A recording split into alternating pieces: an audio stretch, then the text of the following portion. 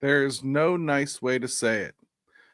Pirates' best players always were going to have to be their best players. And so far, they simply haven't been. That's why we need a new GM, at least one reason, and a new vision. And that's next on Locked On Pirates.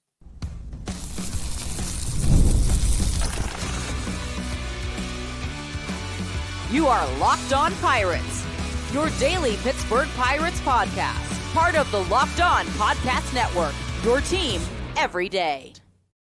Today's episode is brought to you by Gametime. Download the Gametime app, create an account, and use code LOCKEDONMLB for $20 off your first purchase. Welcome to Locked On Pirates. I'm Gary Morgan. After another tough loss, the fourth one-run loss in this six-game losing streak, the dream that the Pirates' near-perfect homestand was anything more than a mirage seems to be well over. But I don't think this roster reaction needs to be quite as drastic as I'm seeing many fans' minds race to.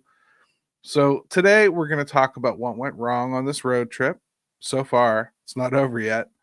And I'll give you my vision of the team moving forward. Listen, during this six-game losing streak, the Pirates were 6 for 34 with runners in scoring position.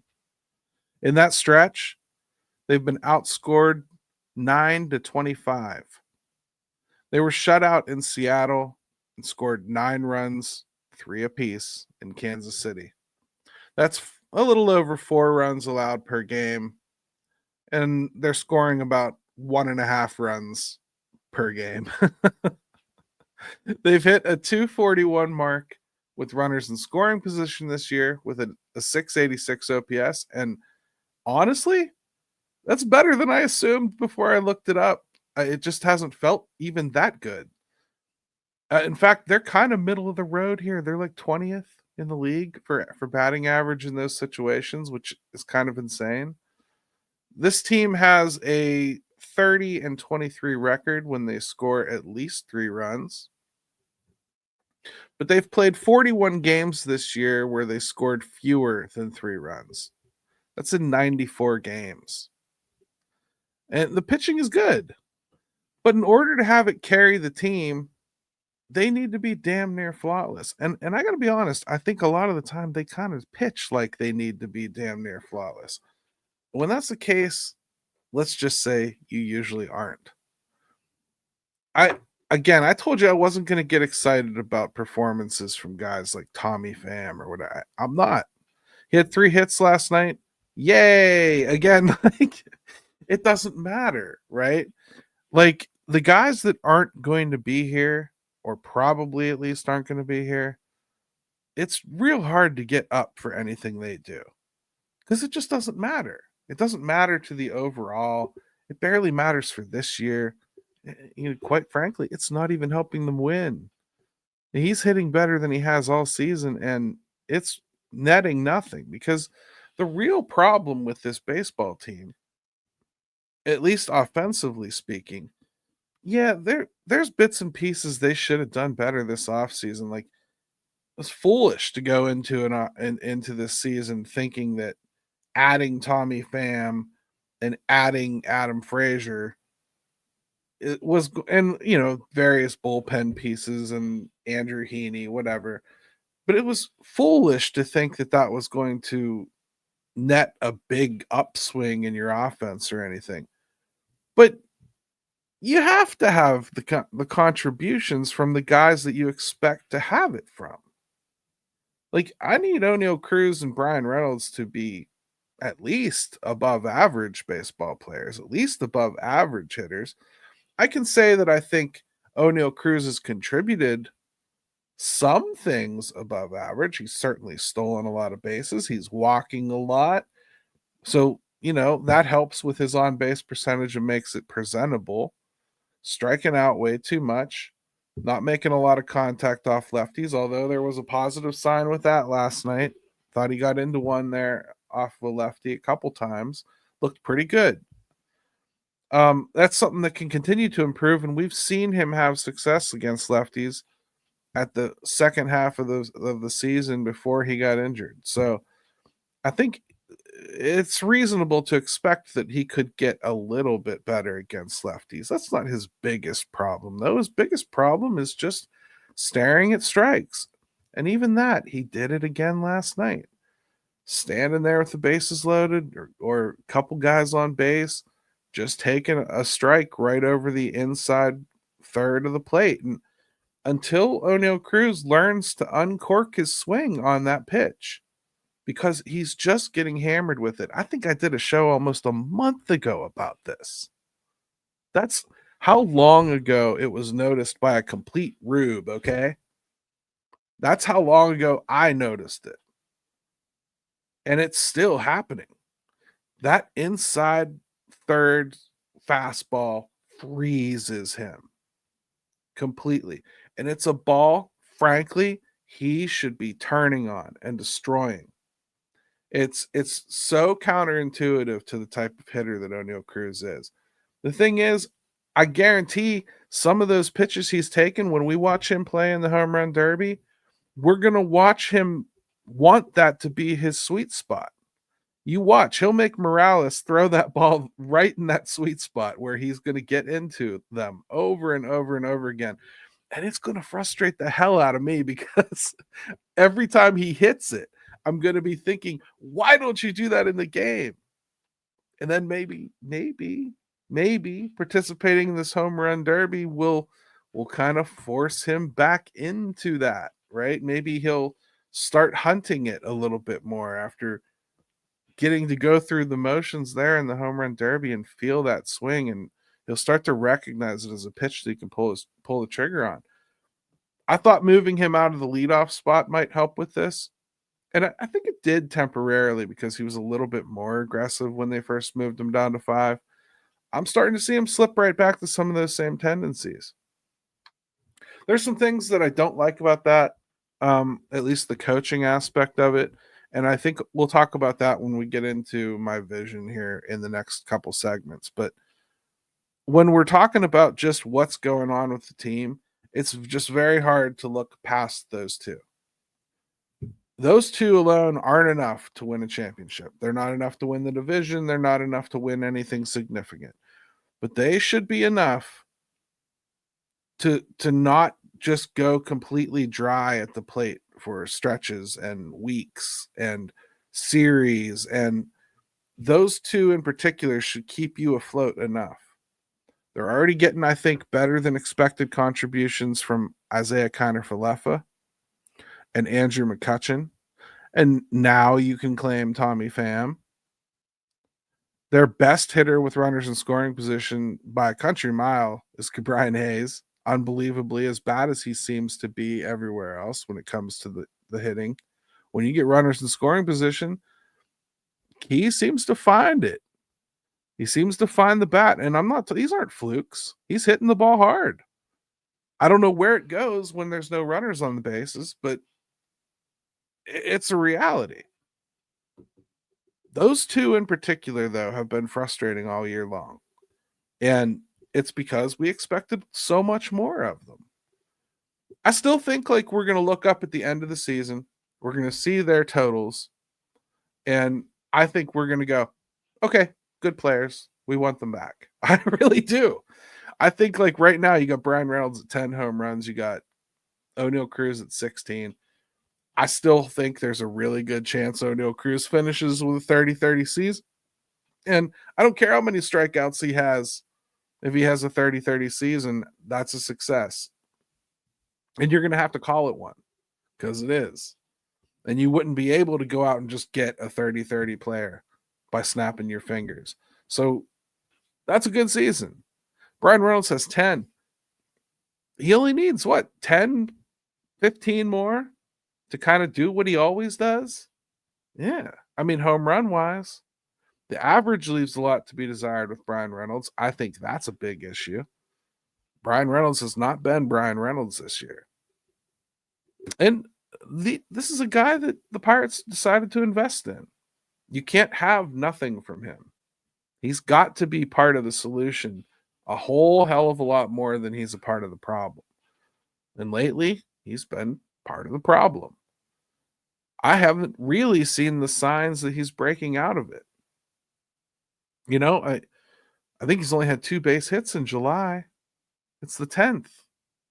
You know, like they got to figure out what's going on the road too. I just don't know. They don't play good on the road. And I am looking forward to at least one trip to Minnesota here where I don't have to hear about Shelty and Rocco and their love affair they've shared for years and years on the baseball diamond. Let's just see if Don Kelly can get something done against the Minnesota Twins and see if they can right the ship a little bit here. You can't fix this road trip, but you can come home, go into the All-Star break stronger than you left this road trip. Leave it in the dust. Leave it in the dustbin of history. When we come back, let's talk about my plan for moving forward with this baseball team.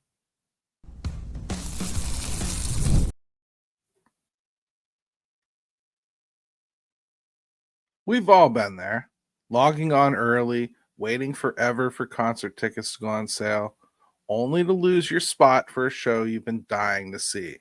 Live music should be about making memories, not dealing with the stress of ticket shopping. That's where Gametime comes in. Gametime makes getting concert tickets faster and easier than ever. Prices actually drop as it gets closer to showtime, and you can save up to 60% off with their killer last minute deals. With Gametime, the price you see is the price you pay. No hidden fees. Take the guesswork out of buying concert and show tickets with Gametime. Download the Gametime app, create an account, and use code LOCKEDONMLB for $20 off your first purchase. Terms apply. Again, create an account and redeem code LOCKEDONMLB for $20 off.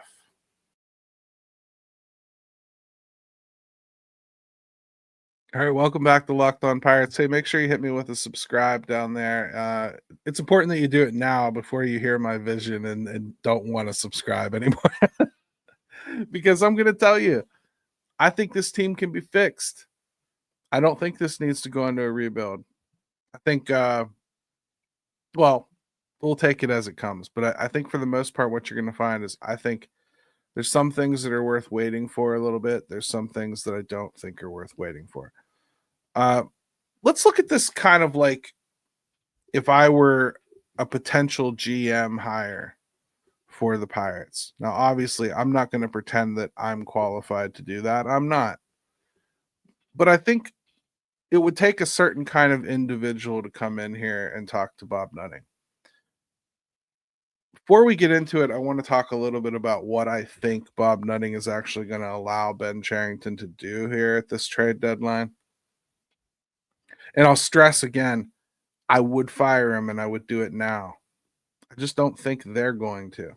I do think after the season they will, but I don't think they're going to at this point. It just doesn't seem like something that Bob Nutting is comfortable with. And it may very well be because he's thinking of more of a wholesale change, meaning he wants to move on from Travis Williams too. And that could be difficult in season, especially because he's going to have somebody in place to be team president to help him with the hiring process here of a new GM. You could see him almost wanting to do that all at once, like he did last time. So let's just kind of take that logic tree a little bit. I think that's probably what we're looking at. It's not about it being right or wrong. It's just about what I expect.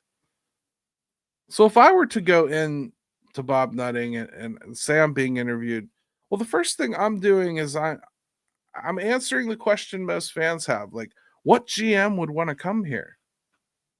Right? Why would any GM want to come here and be a Pittsburgh Pirate, knowing that Bob's not going to spend a dime and all this stuff? Well, I talked a little bit in yesterday's show about how much money that they've been spending outside of players that maybe wasn't quite what was intended when the allotment was given to Ben Cherington. You know, how much he spent on certain other aspects of the game. I think that's the first thing I would look at is like, okay, I think I probably have a little bit more payroll here than I'm looking like.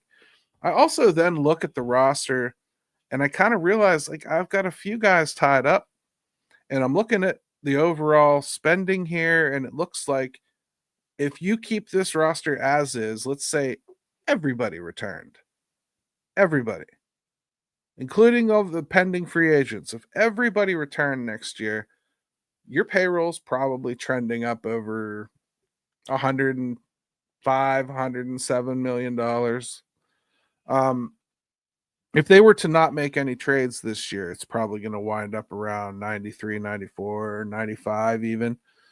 I don't think that's going to happen. I think they're going to make some trades, and that's going to creep that down probably under the 90 threshold.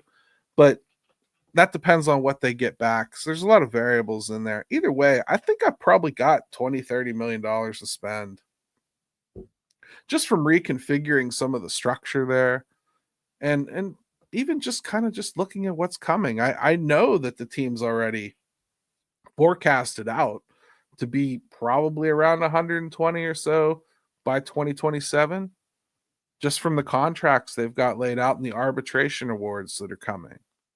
So the payroll's already going to go a little bit. It's already going to get above that what supposed magic number of 100 million. That's already going to happen. That doesn't mean it's enough. Again, please don't take it as an excuse for Bob Nutting. That's not what it is. I'm just dealing with what they actually have and what they're dealing with. What should the Pirates' true goal be heading into 2026? If I'm a prospective GM, I think the first thing I want when I'm interviewing here is to be like, hey, Bob, can you be real upfront with me and the fans about what the expectations are? Meaning, I don't want vagueness. Like, do we have a plan to flat out be in the playoffs next year? I want to be in the playoffs next year. I think this unit can get to the playoffs next year. I've got a few things I want to get done, but this is what I want. And I think the owner saying it out loud, the new team president or existing saying it out loud, and the new GM, whoever they hire, feeling the same way, everybody is forced publicly to row in the same direction. That's not happening when you continue to put out vague statements like you want to be competitive or you want to win. It's time to win. Well, win can mean an awful lot of different things. You can win 83 games and run around calling yourself a winning season, right? That's not winning to fans, though. Shoot for the playoffs. I would ask him to be bold about it, and I would use every move I make with that reasoning test. Every trade, signing, every decision should be judged by whether it helps this team get a playoff series in 2026. Period. Being competitive is not as cool as getting into the playoffs. It's not as direct as getting into the playoffs. It has a different connotation. It causes you to do something more than point at teams that just squeaked in, like the Arizona Diamondbacks a couple of years, and take that anomaly of a season where they ended up getting all the way to the World Series, pretending that that's a tangible goal. It's not. You should never shoot for just barely making it. You should shoot for being the type of team that could actually go on a run like that. That's what Arizona was shooting for. Just because they landed a little bit short of it playing in that division and still managed to make the playoffs and then went on a run, that doesn't mean they put together a team that was designed to barely make it. They put together a team that was designed to win. You got to change the mentality. I would look at this team, though, and I would think I'm in much better shape. I'd go back to 2019, and I would remind Bob what he had when he made that decision to move on from that GM and coach and team president. And I would remind him, you had next to nothing coming in the minor leagues. You had O'Neal Cruz on the horizon, and that was about it. You had Brian Hayes about to debut. And really and truthfully, people love to misremember this. We did not see Ke'Bryan Hayes as some kind of a killer hitter until he got here and debuted in 2020 and went ape. That's when we started thinking Ke'Bryan Hayes was a game changer. Until then, we thought he was a really good glove, and we hoped the bat would come along. So I would just remind him, you had no pitching staff. You didn't have pitching coming. You didn't have offensive help coming. And the pieces and parts you did have to trade off weren't all that great. So in many ways, I look at what I'm looking at on the roster and what I have in the depth and what's coming close and what I currently have. And I kind of go, hey, you know what? Ben actually did a lot of the job. This pitching staff is in really good shape, and it's set up so that it can remain in pretty good shape. In fact, it's so in good shape, I think I have some room to deal from it a little bit. Not all of it, not the best of it, but parts of it. And I'd ask Bob that I have room to decide what that looks like. If I think I can move Mitch Keller, recoup the money I was supposed to pay him to kind of change the math a little bit, and get hitters back, and I'll be able to backfill it with pitching, and he's going to be on board with that, that's exactly the first move I'm making. I'm finding a good marriage for Mitch Keller this offseason. I'm finding a good landing spot. I'm getting some good players back, and I don't mean like prospects. I mean some prospects, but a major league answer at the plate. Got to have it. There's no reason to move him otherwise. If I can't find that and it has to be prospects, well, I'm lowering what I'm offering. I'm going to offer Bailey Falter or something like that if I want to try to get something close to the majors. If that's the best I'm going to get, well, then I'm going with a lesser entity. That's what I'm sending out. And if I can't do that, I'm going to have to spend a little bit in free agency. And I'm going to spend it all on one or two pieces for this offense, and that's it. And I'm going to trust my pitching factory that I've developed to go ahead and fill out my bullpen for the most part. I'm also going to trade David Bednar. I don't want to pay him as much as he's owed in arbitration, and I'm going to hold on to Dennis Santana for the one more year I have of him, if only to have a safety blanket. So I'm not going to change this pitching very much. I'm going to think about trading prospects, and I will, especially if I can get major league talent back. I think that's going to be a hard ask, though, until you get to the offseason. Because, frankly, this team is just not in a position where I think you want to be overpaying for something that might be available at this deadline. I think you'd rather go into the offseason with a little bit of an educated look at everything, let the new GM kind of get a lay of the land, have the winter meetings, start having conversations. But what I want most is for a new GM to come in here with a completely brand new, fresh look at this roster. I want them to really understand what they have, what they don't have, and how they can move forward. And this would be my first thoughts with Bob Nutting. I think we have some money. I don't think I have to blow this up. I don't think I have to trade all of your major assets, but I do think I need the permission to move one or two. And I think we can remake this thing into a playoff contender next year. When we come back, we'll pick up from there and start talking about ways that they can actually go about doing it.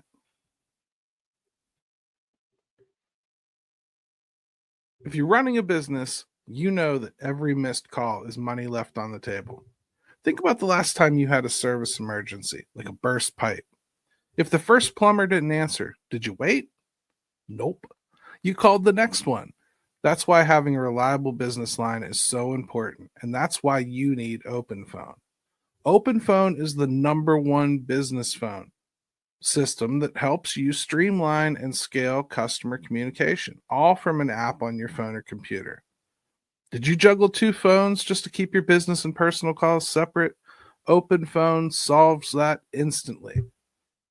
OpenPhone is offering Locked On Pirates listeners 20% off your first 6 months at openphone.com/lockedonmlb. That's openphone.com/lockedonmlb. And if you have existing numbers with another service, OpenPhone will port them over at no extra charge. OpenPhone, no missed calls, no missed customers.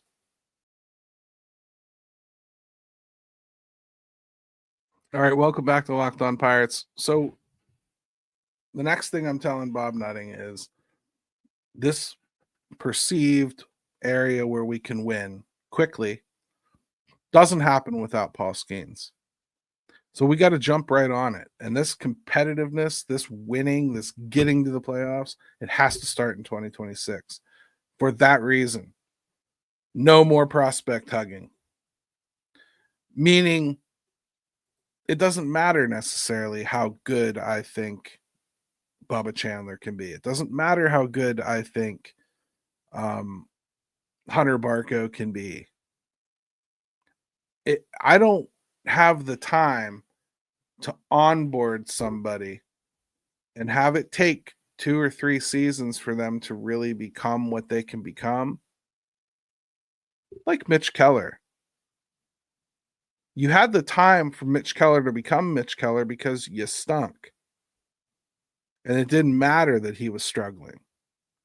It was building up to something. You were hoping you were building a pitcher that could work for a while here. The Pirates got to the point with Mitch Keller where they kind of had to decide, do we extend him at this point or do we trade him? Because it's taken a really long time for him to get good. We haven't seen as good as we think he can get yet. So we have to make a bet. Do we think it's in there? I think they made a good bet. I think so far his pitching stats are great this year. So I think you win on that, but you don't have time for that at this point. Like if Bubba Chandler comes up here and he has a big control issue and they just can't figure it out quickly, and there's really no way around figuring it out except for having him pitch, well, it's going to be a little bit of a struggle. If he's your 5th starter, okay, you can get around it. It's okay. It's no different than having Carmen Mlodzinski or Mike Burrows give it a shot.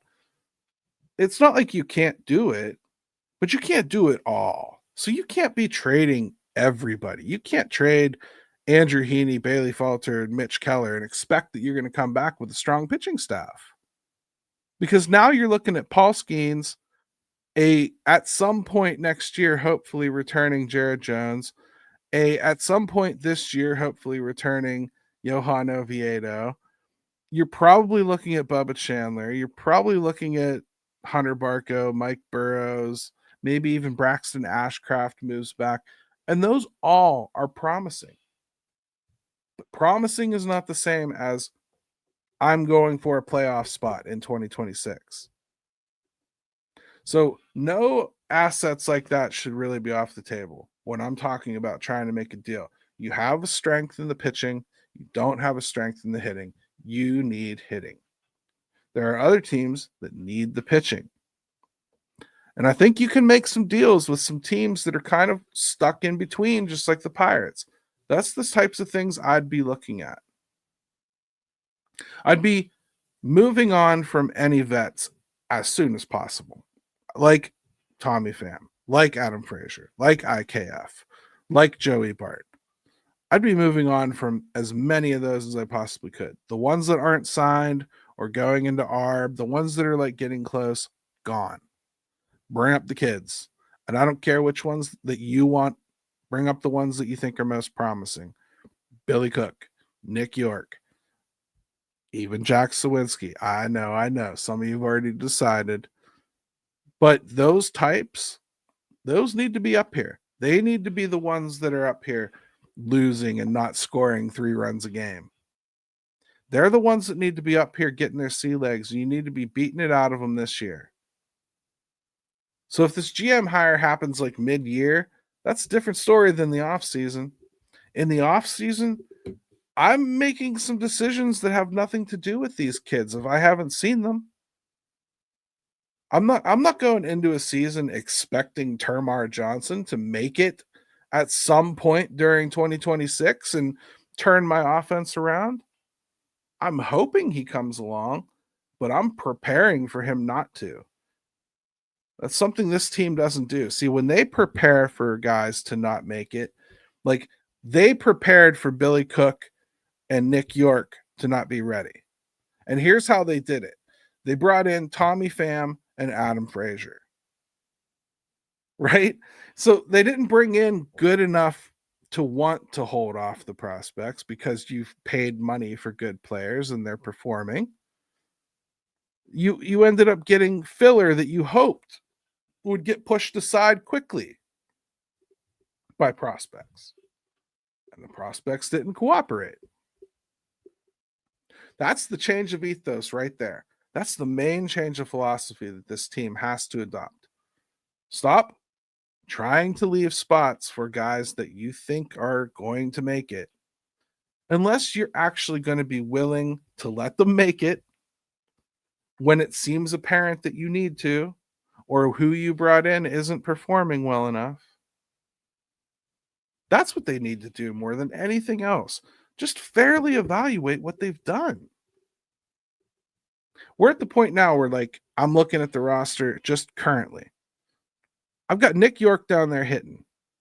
I don't really have a spot for him to play. I don't. I can't put him at third base.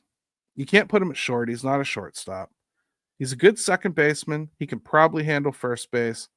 And I think he can handle a corner outfield spot, although it is definitely not his best position. He just doesn't have the arm for it. He's had shoulder problems in his life. I think the bat's coming around. I want the bat in the lineup. I think the bat could be helpful. But I don't know where you play him. I think right now they'd have to stick him in the outfield, or you'd have to move on from somebody like Isaiah Kiner-Falefa and slide Nick Gonzalez over and move Nick York to second base. That might be your best fit. You can't have him come up here and fill the Jared Triolo role where he only gets 3 at-bats a week or something, because that's not what you want to do with a younger prospect that you think has potential. Billy Cook's less so. Billy Cook could come up here at any point. Billy Cook right now might be a better option than, I don't know, Alexander Canario. And I say that because Billy Cook's almost 27 years old. Billy Cook's not a young prospect anymore. Billy Cook at best right now is kind of like a Connor Joe. And speaking of Connor Joe, when they decided to let Connor Joe walk, I was excited because my first thought was, all right, they're getting serious now, because if Connor Joe's not good enough to be on this roster, that means they have a clear vision that they need to upgrade the position. And again, they came back with Adam Frazier and Tommy Pham, neither of which I think were really an upgrade over Connor Joe, who also is not good. You get what I mean? Like, if you're going to let go of people, you actually have to upgrade them. You can't just pretend to upgrade them or patch them temporarily. This GM's got to go for a lot of reasons. And the new GM hire, I have little faith in Bob Nutting to do properly. But if a guy can come in here and sell him that he can get this thing quickly turned around, that's what I hope he does. The last thing I think we're going to see is another protracted rebuild. I can't see Bob Nutting looking for it. I can't see him accepting it. I just don't see that. And for those of you out there that think, oh, yes, he will, because he doesn't want to spend that money. Bob's got that money mentally spent already. You're not thinking of him right. You're not thinking of him right the way he budgets. I know that he doesn't spend enough money. But it's just not the mentality that many of you want to ascribe to him. He's doing what his GM is telling him to do as far as this team goes. He spends not enough money, but he gives him enough money to do more than he's doing now. This GM has decided to allot those dollars elsewhere. I'd like to see all of that money brought back into the payroll and see if the Pirates can do some things, maybe without trading some big assets. That would be the first evaluation. And then the second thing would be, okay, yes, we do have to do some things. And then I explore some stuff. Mitch Keller is a guy that interests me because I think that serves two masters. Get rid of the payroll a little bit, bring in some quality players on the other side of the ball, and I think it gives you room to recoup with some of your prospect depth. David Bednar, a guy I just think is going to age out. I don't want to extend him. If I did, I'd only do it for a year or so. But that's a guy that I think you could probably get some value for at this deadline. And I don't mean major league talent, but I think you can get a quality prospect for him with the year of control that he's got. I think there's a lot of things like that that can be done this year, but everything should be started with needing to hit that goal. And until you establish that goal clearly and concisely and publicly, this franchise will never turn around. Maybe it won't anyway for some of you that are going to jump in the comments and tell me it won't with this owner no matter what. Fine, but you're watching my show. Like, you just spent a half an hour listening to me. You must think there's some kind of possibility. Otherwise, what are you doing here? What are you wasting your time for? That there's nothing more boring to me than conversation enders. And spend nutting, win nutting is a conversation ender. There's a way to do this. Milwaukee shows us all the time. Milwaukee wins and makes it to the playoffs, and they don't spend a lot more than the Pirates because they sign a few strategic contracts. They deal wisely from their prospect depth. They deal wisely from their veteran depth once it gets to the point where it's going to either hit the open market or get too expensive for their tastes. That's what you have to do in these kind of markets. And to not admit that there's a difference between the markets is just as stupid as the GM and owner you want to get rid of. There is a difference.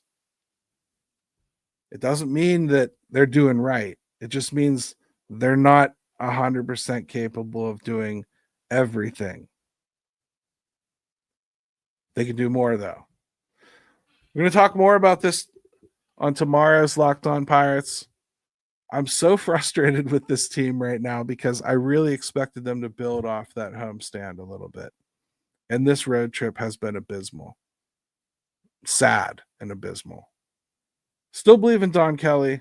I should probably mention that if I'm the new GM. I'd probably keep Don Kelly, but I'd do something about the hitting staff. I kind of like Haig. I'm not sure I like Vogelback being around. Too many tendencies that I'm seeing from guys like O'Neal Cruz that I don't want to see anymore. That's all I got for you today, everybody. Let's go Bucks.